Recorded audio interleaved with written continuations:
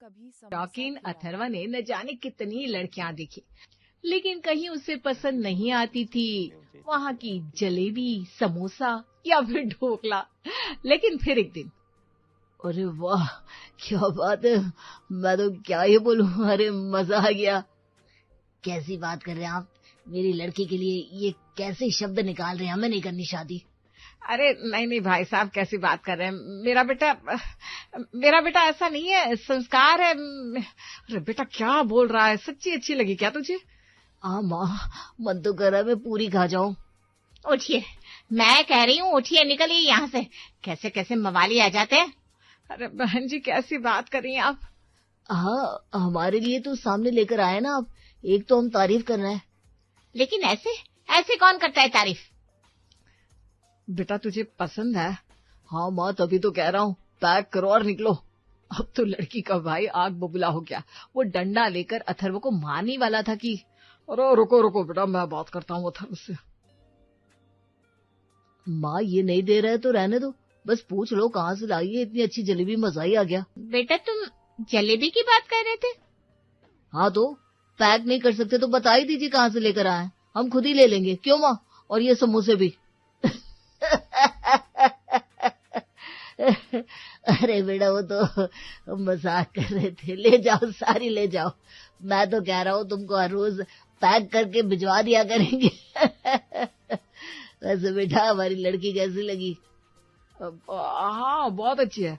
वैसे क्या कह रहे थे आप, रोज पैक करा कर दे देंगे? वाह माँ, रिश्ता पक्का समझो मेरी तरफ से तो।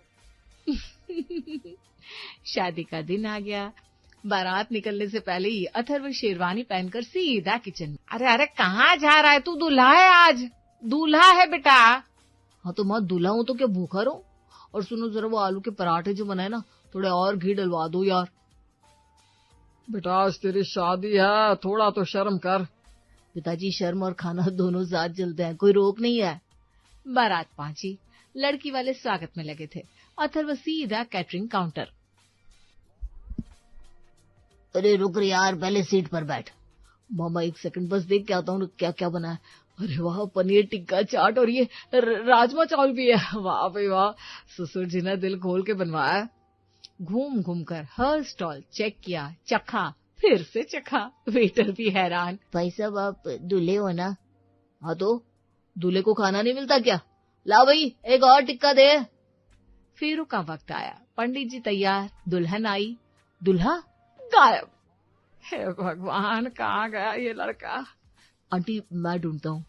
रोहन गया और 2 मिनट में वापस आया, हंसते हंसते। आंटी आइसक्रीम वाले के पास खड़ा है, तीसरी कुल्फी खा रहा है। अरे मर जाऊं मैं। अथर्व को घसीट कर लाए। शेरवानी की जेब से 2 समोसे निकले और जमीन पर गिरे। बेटा ये क्या है? वो इमरजेंसी के लिए रखे थे पंडित जी, बाद में खा लेता। लड़की रत्ना मुंह दबाए हंस रही थी। फेरे हुए, सब ठीक रहा, बस हर फेरे में अथर्व रत्ना से फुसफुसाता रहा। सुनो, राजमा बना लेती हो ना? अभी फेरे हो रहे हैं। हाँ तो होने दो ना, बस बताओ। कढ़ी चावल? अरे चुप करो। अच्छा छोड़, बस खिचड़ी तो बना लेती होगी ना? अथर्व, अरे यार एक बात तो बता, घर में क्या क्या बनता था तेरे? पंडित जी इनका कुछ करो ना। बेटा ध्यान लगाओ। हाँ लगाया पंडित जी। आपने खाना खाया? बहुत बढ़िया बनाया आज। रत्ना के घर पहुंचते ही सास ने दरवाजा खोला। अथर्व ने अंदर घुसते ही नाक ऊपर की। वो क्या बन रहा है? माँ कसम ये खुशबू तो। अथर्व पहले पैर छुओ। हाँ छूता हूँ माता जी, पैर छूता हूँ, लेकिन पहले ये तो बता दो क्या बन रहा है किचन में? वो दाल मखनी है क्या? अरे बेटा आओ आओ, हाँ दाल मखनी ही बनाई है और पनीर भी, और तुम्हारे लिए खास गाजर का हलवा भी। देख यही फर्क होता है। ये कहती है आओ बेटा तेरे मायके में स्वागत है मेरा। हाँ चलो हटो। खाने की टेबल पर माहौल जम गया। ससुर जी परोस रहे थे, सास थाली भर भर के लाए जा रही थी। लो बेटा लो और लो, दामाद हो तुम हमारे, खाओ खाओ। अरे पापा जी आप बस परोसते जाओ, रुकना मत। बिल्कुल मत रुकना। अरे वाह, दामाद जी को खाते देख के दिल खुश हो गया। रत्ना देख तेरा पति कितना अच्छा है। हाँ माँ, बस यही एक खूबी है इनमें। सुना तुमने? तुम्हारी माँ समझती है मुझे। 3 बार दाल मखनी, 2 बार पनीर, हलवा 2 कटोरी। रत्ना बस देखती रही। अथर्व थोड़ा तो रुको। रत्ना, ससुराल में रुकते नहीं है, खाना रोक दे तो बेइज्जती होती है। बिल्कुल सही कहा बेटा, और लो। अरे पापा जी, आप ना मेरे आदमी हो यार, सच में। जाने का वक्त आया। सास ने डिब्बे बांधे, मिठाई, नमकीन और क्या क्या। माता जी इतना सवारे। तभी ससुर जी एक रंगीन चमकीला लिफाफा लेकर आया। लो बेटा, ये रखो। अरे पापा जी, इसकी क्या जरूरत है सच में यार। अरे नहीं नहीं, दामाद को खाली हाथ थोड़ी ना जाने दूंगा मैं। नहीं नहीं, मैं ये नहीं कह रहा हूँ, लेकिन ये महंगे महंगे रंगीन चमकीले लिफाफे, इनकी क्या फॉर्मेलिटी। आप तो बस सीधे हाथ में कैश पकड़ा दिया करो, सीधा खाओ। ससुर जी 2 सेकंड चुप, फिर जोर से हंसे। वाह बेटा वाह वाह, बिल्कुल सीधी बात। रत्ना, तेरा पति बिल्कुल सीधा है। माँ, ये सीधा नहीं है, इसको बस लिफाफे से ज्यादा अंदर की चिंता है। देखो देखो, बिल्कुल सही पकड़ा इसने। अच्छा पापा जी, अगली बार दाल मखनी फिर बनवाना, और हाँ वो हलवा, माता जी वो हलवे की रेसिपी रत्ना को दे देना। हे भगवान! क्या, ससुराल से कुछ लेकर जाना चाहिए ना, तो मैं रेसिपी ले जा रहा हूँ कैश अलग से। कोई 10-12 दिन बाद अथर्व घर में बेचैन बेचैन घूम रहा था। रत्ना ने देखा तो पूछा, क्या हुआ, चैन नहीं है क्या? अरे रत्ना, तू कब से मायके नहीं गई, सोचो जरा। माँ होगी तेरी, पिताजी होंगे, भाई होगा, वो तरस रहे होंगे तेरे लिए। अरे वाह, आज बड़ा दर्द उठा आपको मेरे मायके का। अरे नहीं यार, सच में बेटी घर आए तो माँ बाप को कितना अच्छा लगता है। मैं तो बस तुम्हारी खुशी के लिए कह रहा हूँ, चलो छोड़ के आता हूँ तुम्हें। रत्ना खुश हो गई, तैयार होने लगी। सच में अथर्व, तुम बहुत अच्छे हो। हाँ हाँ, और वो दाल मखनी भी बहुत अच्छी है। ससुराल पहुंचे, सास ने दरवाजा खोला। अथर्व ने फिर वही किया, नाक ऊपर। माता जी, वो आज क्या बना है? वो महक तो। अरे बेटा, आज छोले बने हैं और भटूरे और ऊपर से खीर। तुम्हारी माँ देवी है यार, सच में देवी है। हाँ पता है मुझे। खाने पर फिर वही हुआ, ससुर परोसते रहे, अथर्व खाता रहा। 3 भटूरे, छोले 2 बार, खीर पूरी कटोरी। और लो बेटा। पापा जी रोकना मत, बस हाथ चलाते रहो, मैं संभाल लूंगा। पापा जी ने मत बढ़ावा दो। अरे रहने दे, दामाद खुश तो घर खुश। सुना, पापा जी को समझ आया जिंदगी की। जाने लगे तो ससुर जी फिर लिफाफा लेकर आए, इस बार सादा लिफाफा। लो बेटा, सादा लाया इस बार, तुम्हारी बात याद थी। अरे पापा जी, आप भी ना, इसकी क्या जरूरत थी, चुपचाप रख लो अभी। अथर्व ने लिफाफा जेब में डाला, रत्ना को गाड़ी में बिठाया और निकले। गली के मोड़ पर वो हलवाई था, राधे हलवाई। अथर्व ने गाड़ी रोकी। अरे यहाँ क्यों रुके? अरे बस 1 मिनट। अथर्व उतरा, राधे के पास गया, लिफाफे से पैसे निकाले और राधे के हाथ में रख दिए। राधे भाई, ये रखो अपने पास, जब भी मैं आऊं समोसे जलेबी बांध देना, पैसे मत मांगना, जमा करते रहना इसमें से। दामाद जी, ये तो शगुन के पैसे लगते हैं। हाँ तो शगुन का मतलब खुशी, और मेरी खुशी आपके समोसे में है।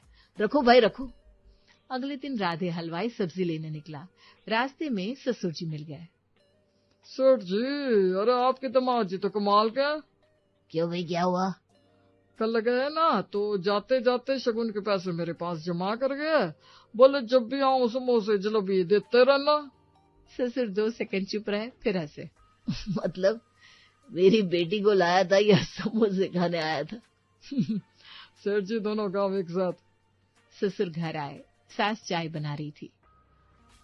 सुन, तेरा दामाद तो बड़ा होशियार है। क्यों, क्या हुआ? वो रत्ना को मायके नहीं लाता, अपने लिए आता है। शगुन के पैसे राधे हलवाई के पास जमा कर गया, समोसे जलेबी के लिए। हाय राम, ये तो हमसे भी एक कदम आगे निकला। एक काम करो, अगली बार जब आए दाल मखनी मत बनाना। क्यों? देखते हैं बिना दाल मखनी के आता है कि नहीं। धीरे धीरे ससुराल का मेन्यू बदलने लगा। पहले दाल मखनी, फिर सादी दाल, पहले पनीर, फिर आलू, पहले खीर, फिर बस चाय। अथर्व ने एक दिन रत्ना से धीरे से कहा, रत्ना, तेरे मायके का किचन कमजोर पड़ रहा है। मतलब पहले जो जोश था ना, वो अब नहीं है। पहले दाल मखनी अब दाल, पहले भटूरे अब रोटी। यार ये तो ढलान है। भगवान तुम भी ना। और फिर एक दिन अथर्व ने जाना ही बंद कर दिया। अथर्व चलो ना, कितने दिन हो गए। नहीं रत्ना, मूड नहीं है। अरे माँ याद कर रही है मुझे। हाँ तो फोन कर लो, व्हाट्सएप है, वीडियो कॉल कर लो। अथर्वा, रत्ना यार सच में मन नहीं है, और वैसे भी अब वहां कुछ खास बनता नहीं है तो। हाय, तो तुम मेरे लिए नहीं खाने के लिए जाते थे। नहीं ऐसा नहीं है, मैं तो बस छोड़ो ना यार। उधर ससुराल में माहौल उदास था। कितने दिन हो गए रत्ना आई नहीं। आएगी कैसे, दामाद रोड क्या है, खाना सादा हुआ तो आना बंद। तो क्या करें, हर बार दाल मखनी पनीर बनाए। तो बनाओ भाई, बेटे का मुंह देखना है कि नहीं। तभी पड़ोस वाले शर्मा जी आए। चाय पीते पीते बोले, भाई साहब एक बात कहूँ, बुरा मत मानना। अरे कहो कहो। दामाद भगवान का रूप होता है, शास्त्रों में लिखा है, और भगवान को भोग लगाते हैं। तो क्या हो गया जो थोड़ा खा पी लेता है, कम से कम बेटी का चेहरा तो देख लेते हैं आप लोग। ससुर चुप। और सच कहूँ तो जो दामाद खाता पीता है वो घर आता है, जो नहीं खाता है वो आता भी नहीं है। आपका दामाद तो फिर भी रिश्ता निभा रहा है। हाय, सच्ची तो है ये। शर्मा जी बात तो सही कही आपने, हमने ही गलती की। अगले दिन ससुर जी का फोन आया। बेटा कब आओगे, बहुत दिन हो गए। ससुर जी आइए आइए, आप आइए ना, हम तो है ही घर पर। नहीं बेटा तुम आओ, तुम्हारे बिना घर सुना लगता है। अथर्व ने रत्ना की तरफ देखा। रत्ना ने आंखें तरेरी। पापा जी वैसे आज क्या बन रहा है घर में। दाल मखनी, पनीर और गाजर का हलवा। अच्छा तो हम निकल रहे आधे घंटे में। हे भगवान। पहुंचे तो सास ने दरवाजा खोला, थाली भरी, सब कुछ वैसा ही जैसा पहले होता था। मटर, ये दाल मखनी कसम से स्वर्ग है, स्वर्ग। खाओ बेटा, खूब खाओ। और लो बेटा। पापा जी आज तो दिल भर के खाऊंगा। ये रोज दिल भर के ही खाता है। खाना हुआ, बातें हुई, हंसी हुई, घर में रौनक आई। जाने लगे तो पापा जी लिफाफा लेकर आए। लो बेटा। अथर्व ने हाथ आगे नहीं किया। अरे ले लो। नहीं पापा जी सच में नहीं। अरे बेटा ये तो शगुन है। पापा जी आज नहीं, सच में मैंने जो किया वो ठीक नहीं था। खाने के चक्कर में रिश्ते को इस्तेमाल किया। रत्ना रोती रही मायके आने को, और मैं बोलता रहा मूड नहीं है।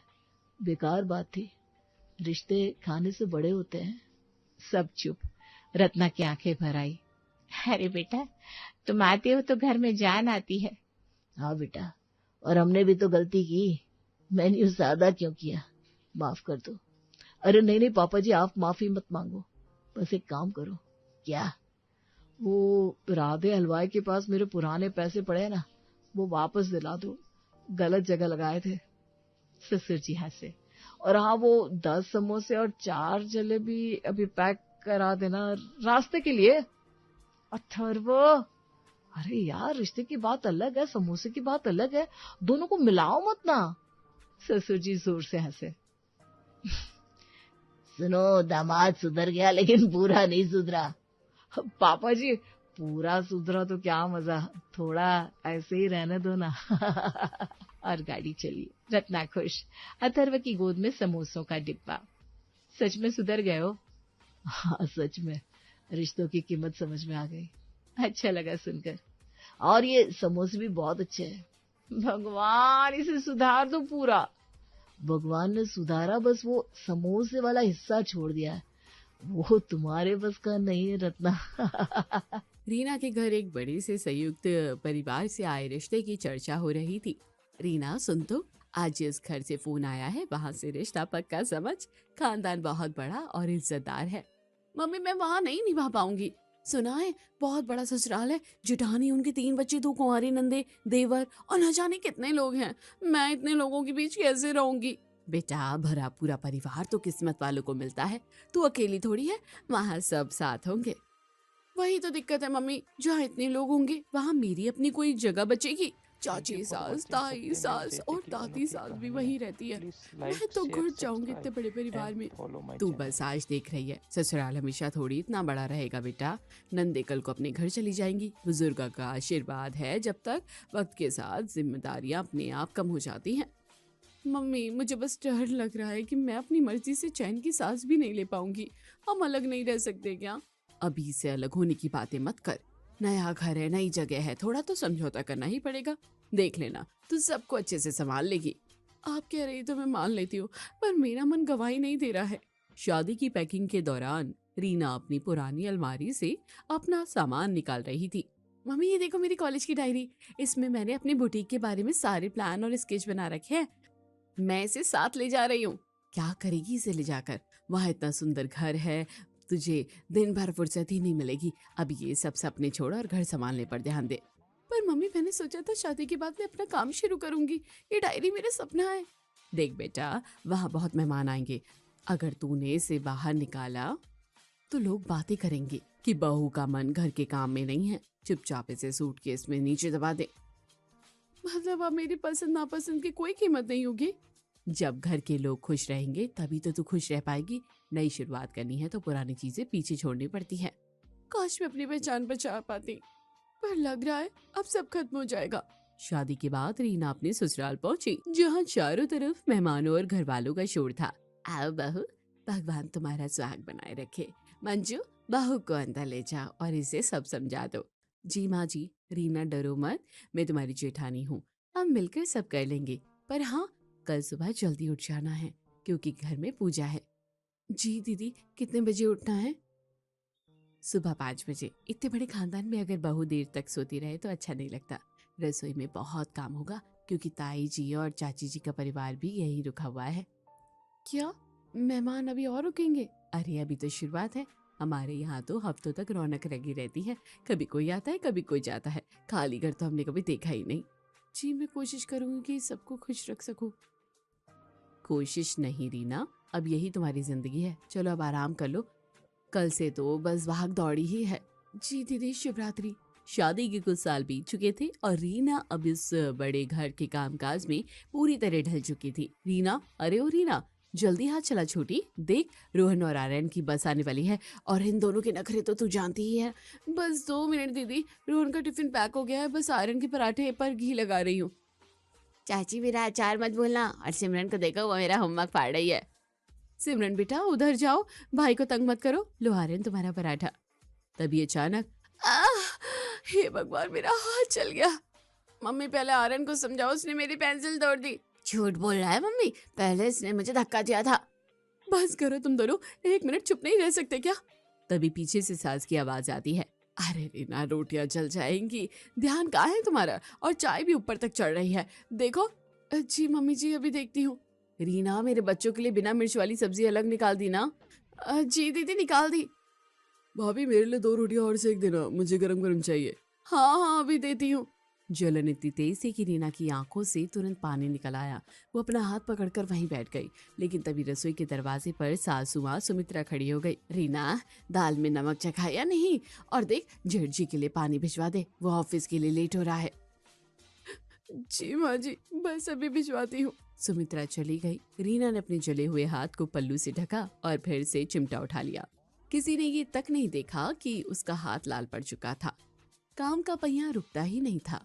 दोपहर हुई, घर के मर्द ऑफिस जा चुके थे और बच्चे स्कूल से लौट आए थे। तभी सासू माँ की तबीयत बिगड़ गई। रीना, जल्दी से माँ का बैग तैयार करो, उन्हें डॉक्टर के पास ले जाना होगा। अविनाश, पर आज तो आपने कहा था कि हम दोनों बच्चों को लेकर बाहर फिल्म देखने जाएंगे। मैंने गोलू और पिंकी को सुबह से तैयार रहने को कहा है। तुम देख रही हो ना घर में हालत, माँ को छोड़कर कैसे जा सकता हूँ? अगले हफ्ते पक्का चलेंगे। ठीक है, मैं माँ जी की दवाई रख देती हूँ। कितने दिनों बाद अपने लिए तैयार हुई थी मैं, और देखो फिर वही। रीना, नाराज मत होना, मम्मी की तबीयत सच में खराब थी, इसलिए जाना कैंसिल करना पड़ा। मैं नाराज नहीं हूँ, बस आदत सी हो गई है अब। पक्का अगली बार चलेंगे? इस बार मैं खुद पहले से प्लान बनाऊंगा। हाँ अगली बार। क्या मतलब? कुछ नहीं, तुम जाओ, मैं कपड़े बदल कर आती हूँ। इस घर में मेरे हिस्से का अगली बार शायद कभी आता ही नहीं। वो भारी साड़ी उतारकर सादे कपड़े पहन लेती है। उसकी आंखों की चमक अब थकान में बदल चुकी थी। शाम को घर थोड़ा शांत हुआ तो रीना सफाई करते करते पुरानी अलमारी के पास बैठ गई। चलो आज ये पुराना सामान भी देख लेती हूँ, पता नहीं कब से बंद पड़ा है। अरे ये डायरी कहाँ कैसे रह गई? अरे ये डायरी यहाँ कैसे रह गई? उसने धीरे से डायरी खोली। पुराने पन्नों से हल्की सी खुशबू थी और उसके चेहरे पर फीकी मुस्कान आ गई। रीना फैशन स्टूडियो, पागल लड़की, कितने बड़े बड़े सपने देखती थी तू। वो एक पन्ने पर बने सूट के डिजाइन को उंगलियों से छूने लगी। ये वाला डिजाइन तो मैंने कॉलेज के फेयर के लिए बनाया था, सब कितनी तारीफ कर रहे थे। तभी उसे डायरी में अपनी ही लिखावट दिखी। 30 साल के होने से पहले अपना बुटीक खोलूंगी। रीना कुछ पल चुप रही। उसकी आंखें धीरे धीरे नम होने लगी। 30 तो कब की निकल गई, मैं 40 भी आ गई और मैं बस रसोई जिम्मेदारियों में ही रह गई। तभी बाहर से आवाज आई, रीना जरा चाय बना दे बहू, मेहमान आए हैं। मम्मी मेरा प्रोजेक्ट स्कूल का भी देख लेना। रीना मेरी सफेद शर्ट प्रेस हुई क्या? रीना ने एक लंबी सांस ली, डायरी को धीरे से बंद किया और वापस अलमारी में रख दिया। सपने भी अजीब होते हैं, इंतजार करते करते खुद ही पुराने हो जाते हैं। काश उस वक्त किसी ने साथ दिया होता। रीना अरे कहाँ रह गई, मेहमान आ गए हैं और बच्चे रो रहे हैं, जल्दी से चाय का पानी चढ़ा दो। रीना ने गहरी सांस ली। उसने अपनी डायरी पर जमी धूल झाड़ी और फिर से उसने पुराने कपड़ों के ढेर में नीचे उसे दबा दिया। आ रही हूँ दीदी, बस अभी आई। वक्त पंख लगाकर उड़ गया था और अब घर के हालात थोड़े बदल चुके थे। रीना की दिनचर्या वैसी ही थी। रीना जरा देखो तो अलमारी में ससुर जी के सफेद कुर्ते नहीं मिल रहे हैं और आज तो ताई जी के लड़के की शादी का शगुन देने जाना है, तैयारी हुई या नहीं? दीदी कुर्ते मैंने प्रेस करके अलमारी के दूसरे खाने में रखे हैं और शगुन का लिफाफा मैंने तैयार कर दिया है, बस आप एक बार पैसे चेक कर लेना। तू है तो मुझे फिक्र नहीं रहती। वैसे सुन, अब तो रोहन और आर्यन बड़े हो गए हैं, कॉलेज जाने लगे हैं, पर ये सिमरन तो अभी भी तेरे पीछे ही घूमती रहती है। बच्चे हैं दीदी, लगाव हो ही जाता है। अब तो मेरे गोलू और पिंकी भी हाई स्कूल में आ गए हैं, वक्त का पता ही नहीं चला कि कब हम बड़े से बूढ़े होने लगे हैं। एक दिन रीना आईने में खुद को ध्यान से देखते हुए, ये इतने सफेद बाल कब हो गए? उसने जल्दी से दराज खोली और हेयर कलर निकाल कर कानों के पास लगे सफेद बालों पर लगाने लगी। नहीं, अभी तो मैं इतनी भी बूढ़ी नहीं हुई हूँ। वो हल्का सा मुस्कुराने की कोशिश करती है, लेकिन तभी उसकी नजर आंखों के नीचे पड़ी झुर्रियों पर चली जाती है। इन्हें किस रंग से छुपाऊं? उसने अपने चेहरे को गौर से देखा, वही चेहरा, लेकिन चमक कहीं पीछे छूट चुकी थी। कभी यही आईना देखकर घंटों तक तैयार हुआ करती थी मैं, और आज खुद को देखने का भी वक्त नहीं मिलता।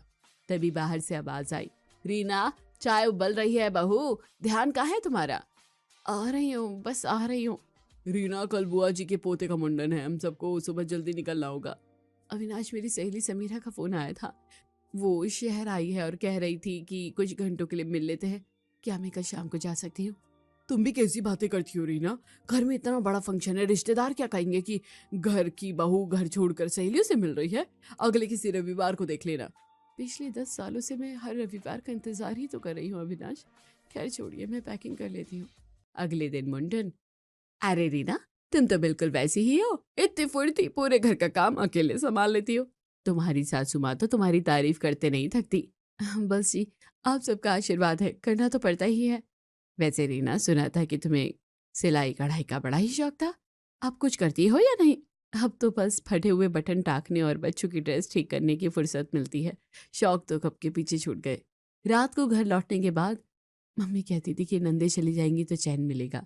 वो तो चली गई, पर अब उनकी शादियां, उनके बच्चों के मुंडन और तीज त्योहार ने घर को पहले से भी ज्यादा भर दिया है। काम कम कहाँ हुआ, बस नाम बदल गए। तभी पीछे से उसकी बेटी पिंकी आई और उसके गले लग गई। मम्मी, आप सोई नहीं अभी तक? बस थकी थी बेटा, सोचा थोड़ी ताजी हवा खा लूं। तुम्हारी पढ़ाई कैसी चल रही है? अच्छी चल रही है मम्मा, पर मैं सोच रही थी कि पापा कह रहे थे कि मेरी शादी के लिए अभी से लड़के देखने शुरू करेंगे, पर मुझे तो आगे पढ़ना है ना माँ। तू पढ़ना बेटा, तो वो सब करना जो तू करना चाहती है, अपनी माँ की तरह मत बनना कि घर निभाते निभाते खुद को ही भूल जाओ। माँ, आप उदास लग रही हो। नहीं बेटा, बस थकान है, जा तू सो जा, कल सुबह जल्दी स्कूल जाना है ना। पिंकी चली गई पर रीना वहीं खड़ी रही। उसने सोचा कि जेठानी के बच्चों को पालने से लेकर अब अपने बच्चों की शादियों की चिंता तक उसकी पूरी जवानी बस दूसरों की प्लेट सजाने में निकल गई। उसे याद आया कि सालों से उसने चैन की नींद नहीं ली थी। हमेशा डर रहता था कि कल सुबह 5 बजे अलार्म बजने से पहले उसे उठना है। माँ आपने तो कहा था कि ससुराल हमेशा थोड़ी ही रहेगा, पर ये तो बढ़ता ही जा रहा है। अब तो घर भी वही है, लोग भी वही है और मेरी थकान भी वही है। रीना नीचे आई और रसोई में जाकर अगले दिन के नाश्ते के लिए दाल भिगोने लगी। उसे पता था कि कल फिर वही शोर होगा, वही फरमाइशें होंगी और उसे फिर से मुस्कुराकर सबको खुश करना है। सालों का सफर तय करके रीना अब उस उम्र में पहुंच चुकी थी जहां शरीर साथ देने से पहले जवाब देने लगता है, लेकिन घर की रफ्तार अब भी वैसी ही थी। हेलो रीना, कैसी है? बहुत दिनों बाद तेरा फोन आया। सब ठीक तो है ना? हाँ रे समीरा, सब ठीक है। बस आज मन थोड़ा भारी था तो सोचा तुझसे बात कर लूं। तू बता, तू कैसी है? मैं तो ठीक हूँ, पर तेरी आवाज बहुत थकी हुई लग रही है। क्या बात है? यार समीरा, सुबह से बस यही सोच रही हूँ कि हम औरतें ससुराल को निभाते निभाते अपनी जिंदगी जीना ही भूल जाती हैं। तुझे याद है, शादी से पहले मम्मी कहती थी, देख बेटा, ससुराल हमेशा थोड़ी ही इतना बड़ा रहेगा। नंदे चली जाएंगी, सास ससुर माँ जी की उम्र हो गई है, कुछ समय की बात है, फिर तो अपने हिसाब से रहना। हाँ, अक्सर माँ यही कहकर तसल्ली देती है, पर सच तो ये है यार कि ससुराल कभी खत्म नहीं होता। पहले सासू माँ और बुजुर्गों की सेवा की, फिर जेठानी के तीनों बच्चों को अपना समझ कर पाला, उसके बाद अपने गोलू और पिंकी की जिम्मेदारियां सिर पर आ गई। मुझे लगा था जब बच्चों की शादी हो जाएगी तो शायद मैं चैन की सांस लूंगी। अब तो पिंकी भी अपने घर की हो गई है और गोलू की भी शादी हो गई है। अब क्या हुआ? अब गोलू के छोटे छोटे बच्चे हैं। अब उनके स्कूल का टिफिन, उनकी बीमारी और उनकी देखरेख मेरी जिम्मेदारी बन गई है। बहू कामकाजी है तो घर का सारा मोर्चा अभी भी मेरे हाथ में ही है। जेठानी के बच्चों के बाद अब पोते पोतियों को पाल रही हूँ। स्टेशन बदल रहे हैं समीरा, पर मेरी ये गाड़ी कभी नहीं रुकती है। तू अपना ध्यान नहीं रखती रीना, सबको तेरी आदत हो गई है। आदत तो मुझे भी पड़ गई यार। बस कभी कभी जब अकेले बैठती हूँ तो लगता है कि रीना कौन थी, वो तो मैं भूल ही गई। चल, बहू आवाज दे रही है, शायद छोटे वाले को भूख लगी है, बाद में बात करती हूँ। रात का समय था। घर के बाकी सदस्य अपने अपने कमरों में थे। कोई मोबाइल पर लगा था तो कोई टीवी देख रहा था। रीना बालकनी में अकेली बैठी पुरानी फोटो एल्बम के पन्ने पर लट रही थी। ये देखो, ये मेरी शादी की पहले वाली फोटो है। कितनी बेफिक्र थी मैं। रीना ने काले सफेद फोटो पर हाथ फेरा। उस फोटो में एक जवान लड़की खड़ी थी जिसकी आंखों में चमक थी और चेहरे पर एक बड़ी सी मुस्कान। उसने लंबी चोटी गूंथ रखी थी और हाथ में अपनी वही कॉलेज वाली डायरी पकड़ रखी थी। तभी पीछे से उसका छोटा पोता आरव दौड़ता हुआ आया। दादी, आप यहाँ अकेले क्या कर रही हो? पापा बुला रहे हैं, उनका चार्जर नहीं मिला है। अभी आती हूँ बेटा, बस ये कुछ पुरानी तस्वीरें देख रही थी। दादी, ये फोटो में इतनी सुंदर और खुश कौन है? ये कौन सी आंटी है जो इतनी जोर से हंस रही है? कुछ पल के लिए उस फोटो को वो देखती रही। उसकी आंखों के किनारे गीले हो गए। उसे याद आया कि उस दिन उसने कॉलेज के कंपटीशन में पहला इनाम जीता था और वो अपना बुटीक खोलने का सपना देख रही थी।